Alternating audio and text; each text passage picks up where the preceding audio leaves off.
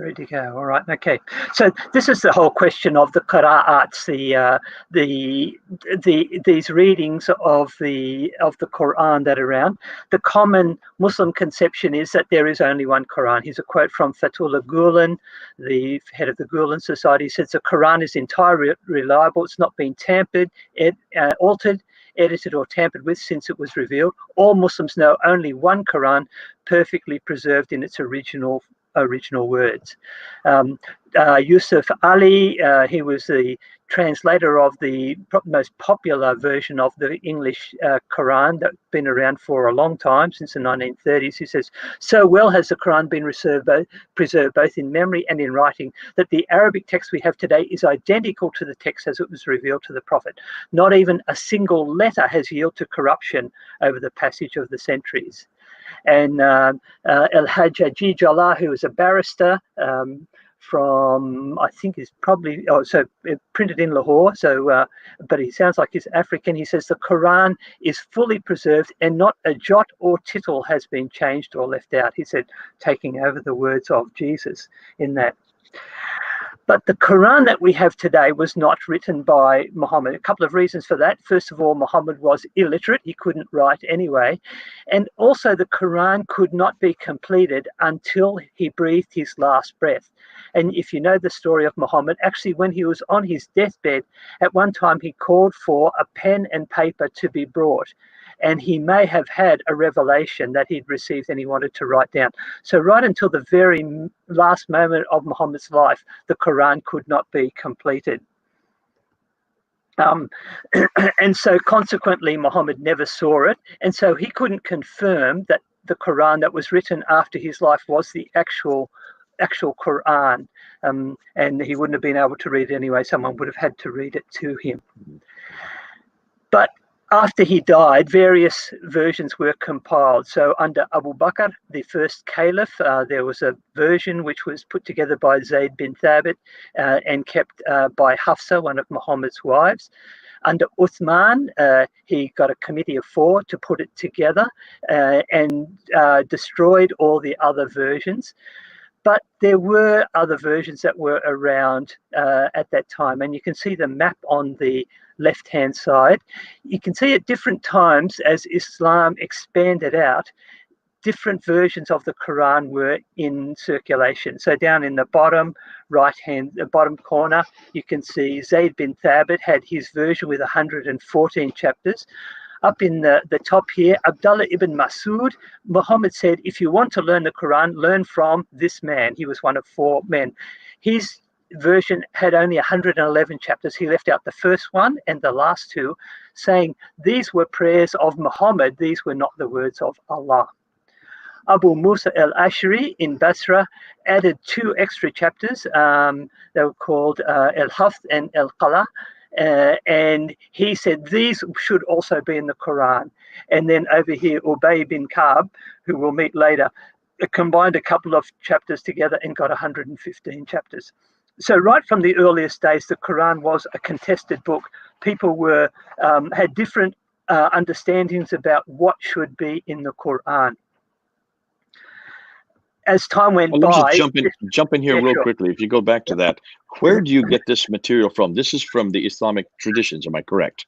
Exactly, yes. So all of it's from the Hadith or from the early writers. So Tabari, for example, and other writings that have been around since then. So these are well known. These Muslims should know about Ubay ibn Ka'b and Abdullah ibn Masud and Abu Musa al-Ashari. These are household names, really, for most Muslims who are listening. Maybe new for many of the people who are not Muslim, but for any Muslims, these should be well known. And the fact that there were different chapters in every one of them suggests right away that you've got a narrative that is incorrect, that's going around the world today. Yes, and there was never this agreement. In fact, the reason that Uthman put his recension together was because of this dispute. It happened up on the border of Armenia, and they went into a mosque, and the people, or they'd set up a mosque, and some were reading from Abdullah ibn Masud's version, some were reading from Abu Musa's version, and they started yelling at each other because they disagreed. And that was when Hudhayfa went down to the Caliph Uthman and said, "You need to give us just one Quran. We need to sort this out." So that was where the impetus for that single Uthmanic recension came from. There you go. Okay. But it's interesting, it wasn't that simple, because over time more versions were written. And this is the you can see here, it starts off with Muhammad, it moves to the people that he recited to, and he said, when you learn the Quran, learn from these people. So these were his companions. They then passed it on to other people, who passed it on to others, and this generation here is called the qira'at, which means the recitations, and they then pass it on to other people, who are the riwayat. Now, the Qurans that we have today are all from these riwayat. We don't have, we do have some of the qira'at. I've got some of them here in my collection, but we don't know what came before that. We've only got the versions, and so this is 100 years after Muhammad died, we get the first written versions. Okay, so what we're looking at on the right, these are the 7 plus the 3. Am I correct? Yes, yeah. So there should be 10 there. They're in green, and the 3 are in red. But there's actually another 4. So this guy, I've got one by El Amash. The ones that are in grey, for example, are the ones which I actually have physical copies of. So I've got those, and I'm just about to get this one, Ibn Amr and Ibn Amru. I should get those very soon. And I've got El Qasai as well. Okay, I'm missing one red one there. There should be one more red one. I don't see him. Okay. Abu Jafar, Yaqub, and Khalaf. I have Yaqub there. I can see. Khalaf there. He is there. That's the third one. See down here? Can you see my mouse? Yep. Yeah. Okay. I see him now. Yep. And then from him came a couple of others. Now, you would think that if there was only one Quran, then all of these versions should be identical, but in fact they're not. And so in my collection here, which Jay showed you before, every single one of them has differences from the other. There's no 2 that are the same, which is a problem for how the Quran has been conveyed through this process. Okay. Let's be clear what we're not talking about. We're not talking about English translations of the Quran. There's over 106 of those. This list is a couple of years old, and that's not our topic today. We're only talking about Arabic versions of the Quran. The English translations are immaterial for this discussion. If you want to get these, by the way, you can go online and you can order some today. They come reasonably quickly. I ordered a few and they came within a few days, and they're only like $12 each or something like that. And you can get the whole collection. This one's from Jordan. I've actually been to this store in Jordan. And there they have 24 different versions of the Quran in Arabic. Or you can, there's the names, you can see them there. Or you can go to this one in Lebanon, again, the Easy Quran store, and you can order online. So you can get these through Pay by PayPal or Visa, and they'll be at your place very soon. Yeah, they've got 13 versions of the Quran. So, Bernie, they're not trying to hide this. This is right out in the open. Most Muslims in the Arab-speaking world are not troubled by what you're saying here if they're willing to ship them to you. Yeah, simple order, $12 a piece. Mm-hmm. Yeah, but usually this is seen as just as the area for scholars. Most people wouldn't, they don't know about them, and they certainly wouldn't be interested in it. They're a little bit nervous about this whole thing. Okay, all right. So remember, I don't know, you remember that interview that we saw with Yasser Qadhi when he put his hand up there and he says, we have a respect for the Quran. We have a red line beyond which we don't go. So that's what you're talking about. This is the red line. They don't really want you to go beyond that. They don't want you to ask the questions that he got asked when he was at Yale University 25 years ago. That red line that didn't exist at Yale, and now he had a crisis of faith. So it's interesting that they're willing to sell you these without and themselves asking the very question that should be asked: why are we talking about now 10 different qira'ats, 10 different Qurans by the why we're talking about the 8th and 9th century?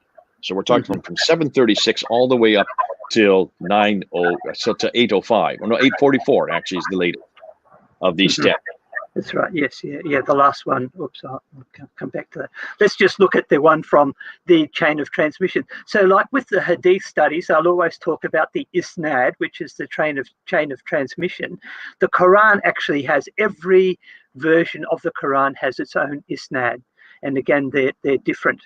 So this is the one for the Hafs version. This is the most common one. And when Dr. Shabir Ali started his talk, he said, we talk about the 1924 Cairo edition. That is the Hafs version. So it's one of those 20 or there would be how many in that final thing? Probably about 20. That final generation. It's only one of them. And this one came according to the. Actually, I'm going to correct you on that, Dr. Power. Yeah. What we have, I've just found from Jassi Nasser. You know who Dr. Jassi Nasser is? Yes. Yeah. He has come out with a book where he has written, and he talks about the Asim Ibn Abi al-Najud, and he says between the time of Asim and the time of Ibn Mujahid, who then chose Hafs, and he also chose Shuba to be the two. There are 91 other qira'ats, 91 other, just from that one family, just from the family of Asim. So you're talking about Asim, who was dated from 745 up to Ibn Mujahid, who's 936. So you're talking basically only 200 years. Within that 200-year period, 91 other qira'ats came from Asim's, you might say, from his recitation. These were transmitters that came after him. Yeah, I'd heard of 50. So we had a friend here, a Saudi friend, who was doing some research on the Quran, and he said he had identified 50 that he knew of. But yeah, so there's maybe more out there than have been commonly understood. Let's have a look at this process. So it comes from Muhammad to these four men. So Ubay, Uthman, Zayd, and Ali, and these are quite well-known men in Islamic history, and they were all companions of the Prophet. Some were his relatives, and he passed the Quran on to them. But it's not actually clear how he did that, whether they were all together and they received just the one version, or did they all hear it from him separately. So that's why I've got the arrows or the box in there. But they then, according to the tradition, passed it on to this guy, Abu Abdurrahman al-Sulami.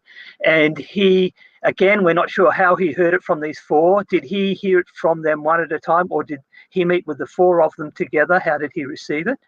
But then he passes it on to Asim, and he passes it on to Hafs. But he wasn't the only one. Shu'bah also received a version of the Quran from Asim, and I have that copy, and there are differences between those two copies. So either Asim spoke to them at two different times and gave them different versions of the Quran, or they both heard him and they wrote down different versions of the Quran, because the two that they have are different. And we'll talk about some of those differences when we compare it with the Warsh version. Here's the Yep, is that good? Here's the transmission line from Muhammad to Warsh, and you can see this one's a lot more complicated. So it goes from Muhammad just to this one man, Ubay bin Ka'b. We saw him in Damascus before. His version had 115 chapters. And then he passed it on to Abu Huraira and Ibn Abbas and Abdullah bin Ayyash. Abu Huraira and Ibn Abbas were quite well-known people who connected with Muhammad a lot. And then we're not sure how Ubay got it, or how they got it from Ubay, whether all together or separately. But then they passed it on to five men, and you can see them: Abu Ja'far, Abu Dawood, Ibn Nasah, Abdullah Muslim, and Abu Ruh. And again, how this conveyance happened, we're not sure. How the transmission took place. But at some stage, according to the tradition, they passed it on to Nafi, and he passed it on to Warish, but he also passed it on to Qalun. And again, there are differences between those two texts. So we have this same problem of why was one transmitter able to generate two texts from his hearers? Was it okay? May I stop you there again, Dr. Power? Mm-hmm. Jafi Nasser asked, and when you look at Nafi is generation number 4, right? Mm-hmm. Yeah. 4th generation, and his date is 785. Between Nafi and Ibn Mujahid, there are 63 other Qira'ats, of which Warsh and Qalun were chosen. So there was 61 of them that were not chosen. 61 that we could go to that were not chosen. We only know of Warsh and Qalun. That's what you have in your collection. But let me ask another question. Look at generation 1, 2, and 3. Do we have any of those generations today? 1, 2, or 3? Nothing. Yeah. Okay, so this is all nothing more than oral tradition is what we're talking about. It is, yeah. And it's all based on oral tradition. And where was that oral tradition written down? Yeah, not until the 700s, the late 700s. Yeah, because we do have some. Yeah. Where do we find the oral tradition for all of these different generation 1, generation 2, generation 3? Who is it that actually gives us? Where do we go to find out about these generations? It's people like Al-Bukhari. It's people like Sahih Muslim. It's people like Al-Tabari. When were they writing? They were writing in 870, 875, 923. That's 9th and 10th century. So these people who are writing about the generation 1, 2, and 3 are all writing 240 years to 300 years after the fact. Am I correct? Yes, that's right. Yeah. Does that not sound suspicious to you? Yeah, so we don't actually have any records from these particular periods of these people saying, I told so-and-so. All we have is someone writing 200 years later saying, this person told that person. So that it's not based on eyewitness or even contemporaneous accounts. In fact, there's no manuscripts for any of Ubay ibn Ka'b or Abu Huraira or Ibn Abbas or Abu Jafar, Abu Dawud, and none of these. We don't have any manuscripts for any of these writers. We only begin to have manuscripts from the 4th generation. Yes. And that's why you're able to buy them today. You can't buy any of the 3rd, 2nd, or 1st generation, to say nothing of the time from Muhammad or even Uthman. There is nothing that you can buy or get on the market today for any of those. It's all what we've been told from the 9th and 10th century, redacting back to the 7th century. Am I correct on that? Exactly, that's right. Yeah. Okay, I just so our hearers are listening to this, because almost everything that we're talking about today is what the 9th and 10th century Islamic traditions tell us about the 7th and 8th century. We really don't find out anything about any Qira'at or any real Qurans and how the different derivations until really the 8th century, and really not until 736. They all come after 736. Muhammad died in 632. Just so people realize, and you did say that a little earlier, it takes 100 years for these finally to get written down. Yes. Yeah. Okay. Thanks a lot. So why do we have these significant differences? And I'll go through some of those before. We have the problem with the Arabic alphabet. You can see here the dots that are there on 22 out of the 28 letters have got, 22 out of the 28 letters can't be distinguished without the dots, otherwise they're the same. If we look at that top line there, you can see it's got an A, it's got 3 little kind of shapes, and then 3 little hooks. Without the dots, that just looks like there's 3 letters, but there's actually 7 letters there. The same with all of the others. You have only 7 unambiguous letters amongst the 28 letters there. And so you can have one word without the dots that's called the rasm, or the basic skeleton, and then when you put the dots in, then you'll come up with multiple meanings. You can put dots above or below 1, 2, or 3, depending on the letter, and you get variant readings. So you get down, sorry, I'll just skip that one, go to this one. Yeah, okay. Variant readings. So you can see in the bottom of the left-hand column, the word she built is bannat, and the word for she destroyed is tabbat. Without the dots, you can't tell whether she destroyed the city or she built the city. It's completely ambiguous, and you can see a whole lot of others there. He could plant a tree, or he could deflower a tree. So he could prove a thing or a point, or he could repent of a point. The meanings will change depending on where you put the dots. So that becomes a problem, and that's the variations that we see within these texts. The two I'm going to look at today are called the Hafs and the Warsh riwayats. These are the two most popular ones. The Hafs one is very popular throughout the whole of the Middle East and around the world. The version that they'll say this is the Quran, the Arabic Quran, is the Hafs version. The Warsh version is popular in North Africa. So if you go to Morocco or Algeria, Tunisia, they like this version. It was one of those ones on that far right-hand side of those columns that had been passed on, and they came through different routes. And when we look at them, we see over 120 Can I just stop there, Bernie? Yep, sure. Bernie, again, the Hafs and the Warsh are not part of the 10 original ones. Am I correct? That's okay. Right. Yeah. So that, yeah. And I don't remember when our good friend Dr. Yasser Qadi talked about the 10. He says this is the creme de la creme. This is the best of the best. So the creme de la creme, the best of the best, these 10. And remember, Dr. Shabirati said we have to go to these 10. These are the 10 that are the standard for everything else. These are the foundation for all the others. And yet these two names, Hafs and Warsh, are not amongst those 10. What does that say to you? Yeah, so it's a problem in that these are redacted texts from the people that they heard them from, and we know that because the other people who heard the same text have got different versions of them. So this is a bit of a problem, and we'll talk about that later of how they've sought to resolve that. But as you go through them, there's over 120 consonantal or long vowel or symbol differences which affect the meanings of words. Now, Shabir Ali and others will say, oh, but we don't have any change in doctrine.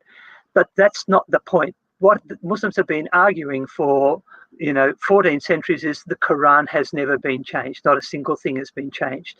But in fact, we're finding that that's not true. And when we look at these different texts, we find that the meanings have been changed. There's also over 5,000 short vowel or diacritical marks. Now, this is only comparing two of those 20 plus versions that I showed you on the right-hand side of that. I found a website which only found 51 variations. I think he was being a little bit generous. I'll go through the ones that I've discovered. This is a little bit forensic, so I'll rip through it reasonably quickly and then get to something more interesting at the end.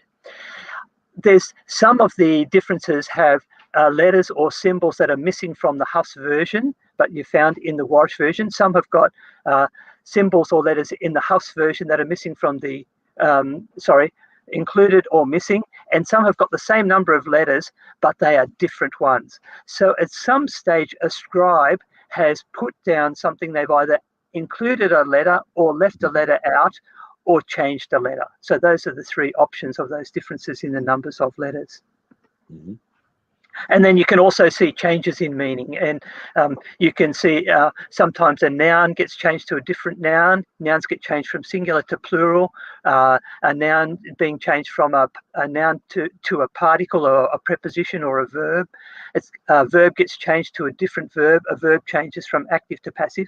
And I'll go through all of these and just give you the examples from the passage. I think I haven't come across anyone who's actually gone right through the Quran and looked at all of these differences. So I'm going to do that with you today.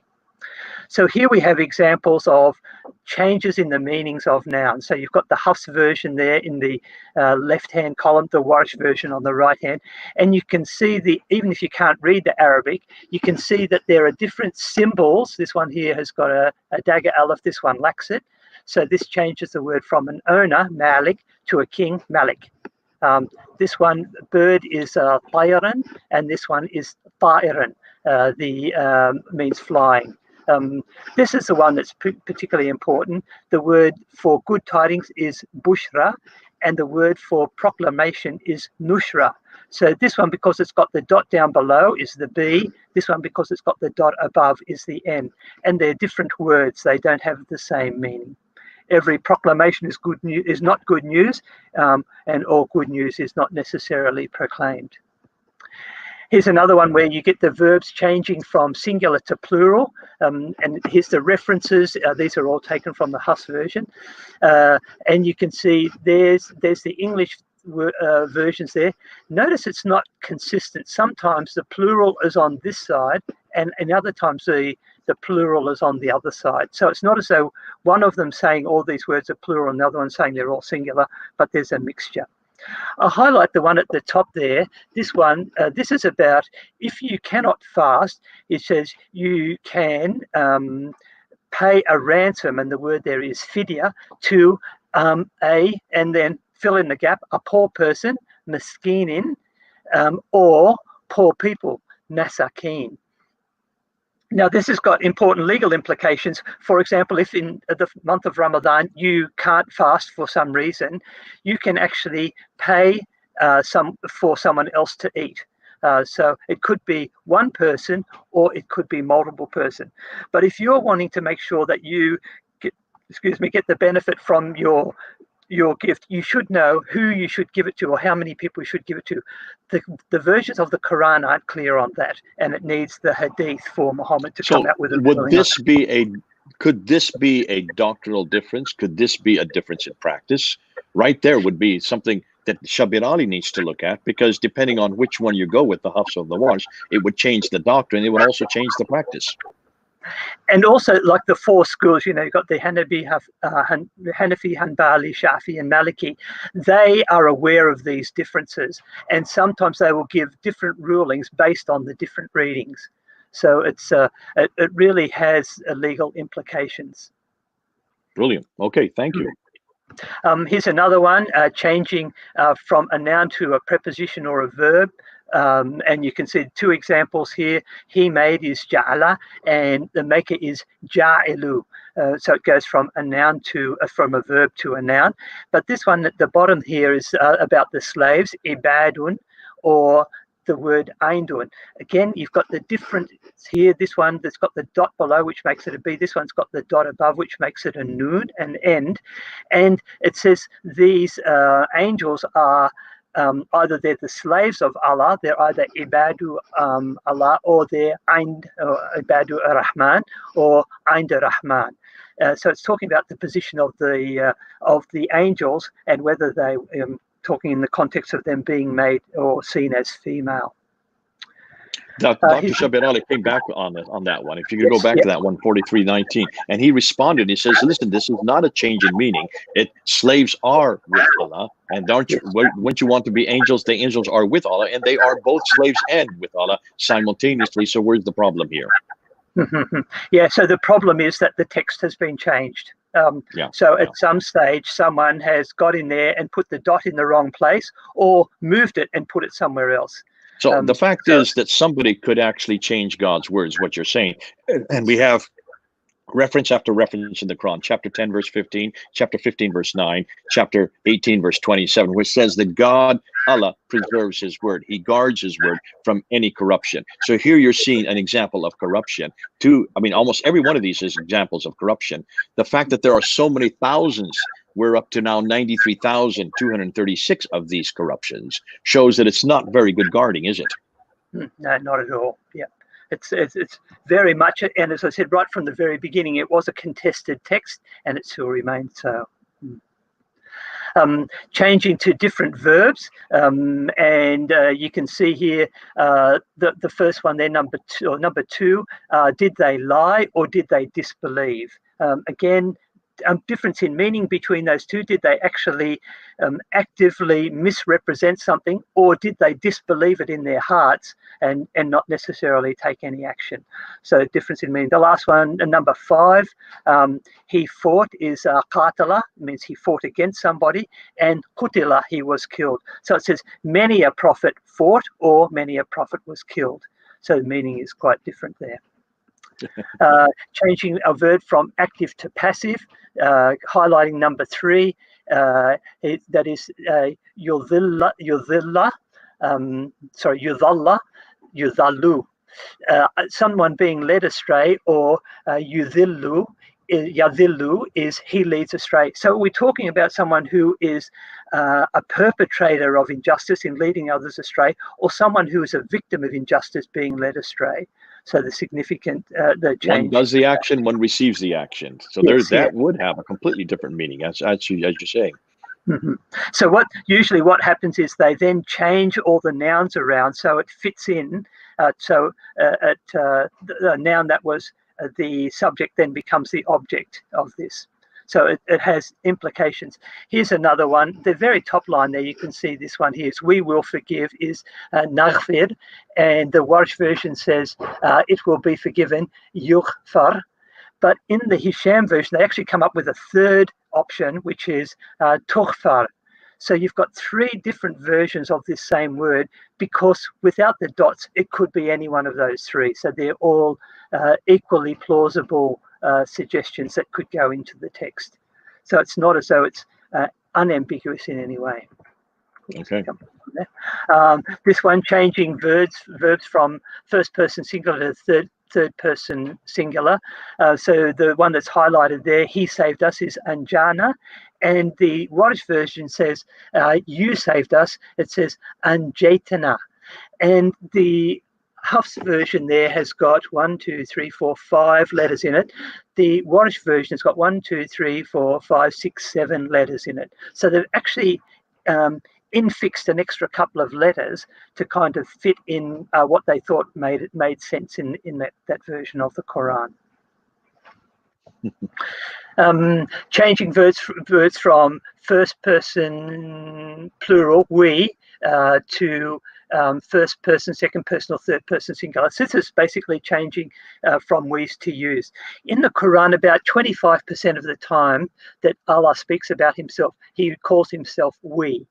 And in these texts, that changes from he and I. You can see here number 2, instead of Allah saying I gave you in the Hafs version, he says we gave you. So this pluralization of the verbs in the text. You can also see that it's not consistent.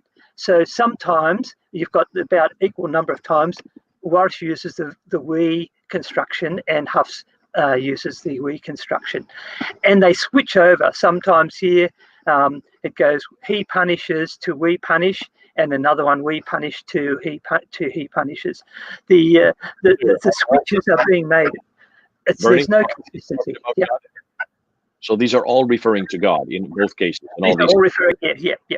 Always. Yeah. So sometimes Allah is he, sometimes I, sometimes we, sometimes you. Mm-hmm. This one, this changes from you to they, and you can see, and the difference is just simply putting your dots in a different place. So you've got here yakulun, and this one takulun, and again they switch over from one side to the other. It's not as though Hafs always uses this construction and Warsh always uses that one. They sometimes switch over from one to another. And this one here, changing from masculine to feminine, which is quite significant when you think about it grammatically, and I'll talk about that in a few minutes' time. And the last one, changing a statement to a command. You might know the verses in the Quran. There's over 332 of them, where Muhammad is told, "Qul," which is say, but sometimes it's changed to he said. So it changes from an action in the past that has been completed to an action in the future, or the present, which needs to be completed. So from a command in the past command in the present to a statement in the past.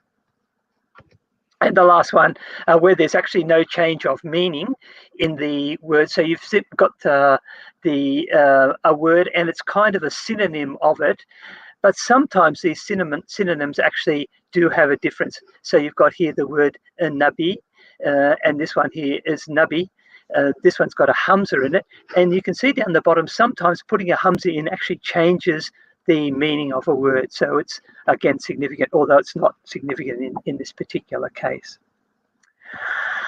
So sometimes the English translations switch over from one side to another. So as I read through the Arabic and then I'll read the English, and I say he's not actually translating the Arabic. He's taking the Arabic that is in the Warsh version and translating the English of that.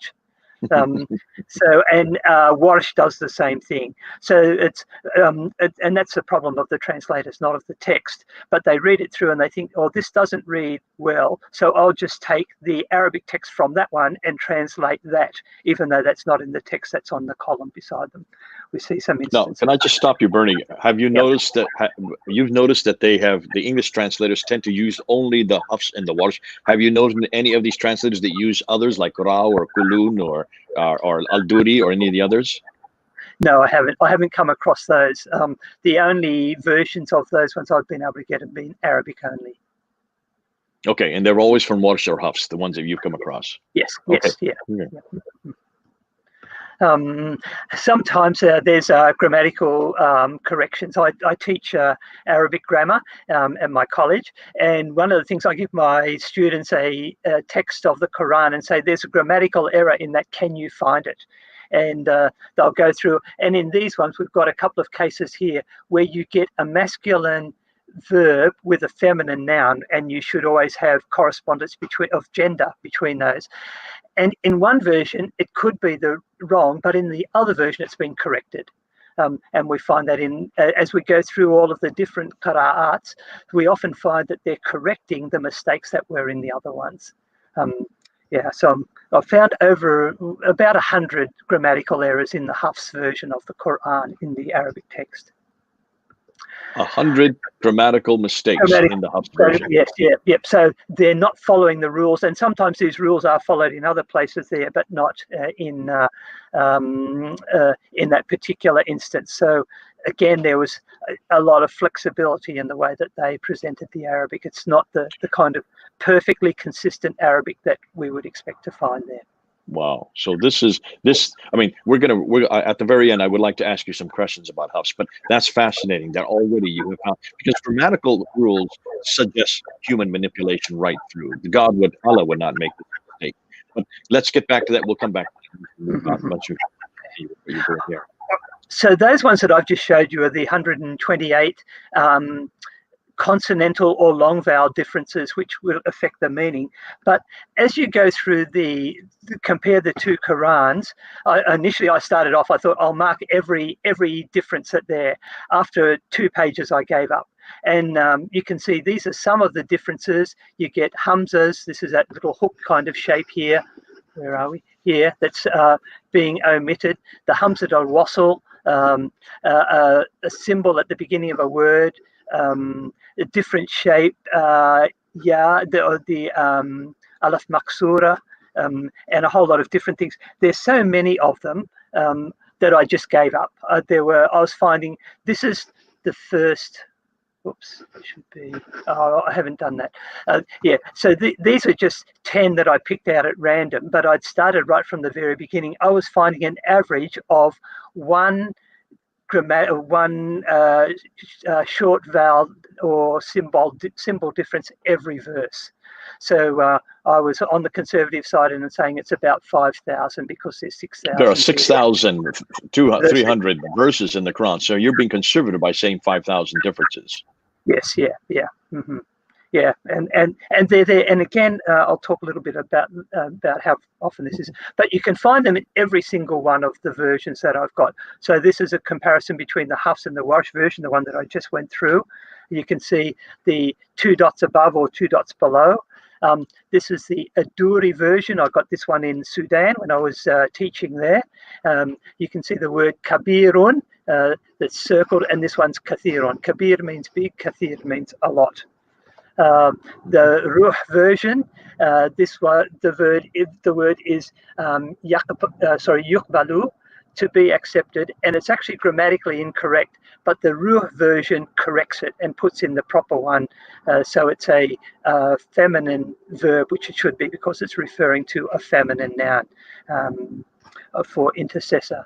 The Asusi version, changing from he will expiate to we will expiate. Again, the dots are in a different place, 2 dots below as opposed to 1 dot above. The Al-Bazzi version, many a prophet fought alongside and is qatala, and this many a prophet was killed, qutila. But Muslims have actually been talking about this for a very long time. In the 10th century, a guy called Nadim wrote the Fihris, which means an index, and he listed 7 books that had been written prior to that about the discrepancies of the Quranic manuscripts. We don't have any of these books, but he was writing about them. And these were well-known scholars, so people like El-Kisai and Khalaf and El-Farah, Abu Dawud el-Sijistani. These were the top scholars of their days writing about this and recognizing that there were discrepancies in the manuscripts of the Quran. Muslims have made lots of attempts to ensure only one Quran. There's been only one Quran. So we saw in 650, thereabouts, Uthman ordered all the variants to be burned. And in 1924, when the Egyptian government decided that the Hafs version was the version, so hence the 1924 Cairo version, they actually dropped all the variants in the Nile. So they want to get rid of these. They don't want people to know about them. So just for a little bit of fun to finish off, the challenge. The Hafs version has reigned supreme for over 100 years. People are now looking for something new. What else is there? There's a lot of possible ingredients you could go through. There's many manuscripts. There's many different versions. I've talked about the 23, 25 that I've got there. How are you going to decide which one is the correct one? What's the best way to go forward? Well, we're going to have the Quran Chef Challenge. So we have here on the left Dr. Yasir Qadi, in the middle Dr. Shabir Ali, and on the right we have Adnan Rashid. And they've been asked to come up with the best recipe of the Quran. What is the one that they're going to go for? Given those are the ingredients, you've got the manuscripts, you've got the qira'at, the riwayat, what are you going to do? Well, Dr. Shabir Ali says, I'm sticking with Hafs, and he gets eliminated in the first round. He's out because he's not doing anything different. We need something a little bit more creative than that. Dr. Yasir Qadi says, well, I'm going for a mixture. He says, we've got many different ones, and what I'm going to do is I'm going to chop them up and I'm going to put them together into one, and I'm going to make a fruit salad. So all of the different bits in there it won't look like any of the ones that we've got there today, but it will be new and it will be different, and it will at least be true to the original. Adnan Rashid says, well, I'm a fundamentalist. I'm going back to the basics. He's going to not try and do anything fancy. He just says, let's go for the Quran with no dots and no vowels. So the recipe he comes up with is just fruit skins. He says, we're not going to have any flesh or any pulp. We'll just go for the bare bones, and that will be the one which I would put forward. So this is the kind of conflict that the Muslims have found themselves in at the moment. They're not quite sure what to do. We've got the materials. How are we going to put it together in a way that makes sense? And they're coming up with quite different responses and different outcomes.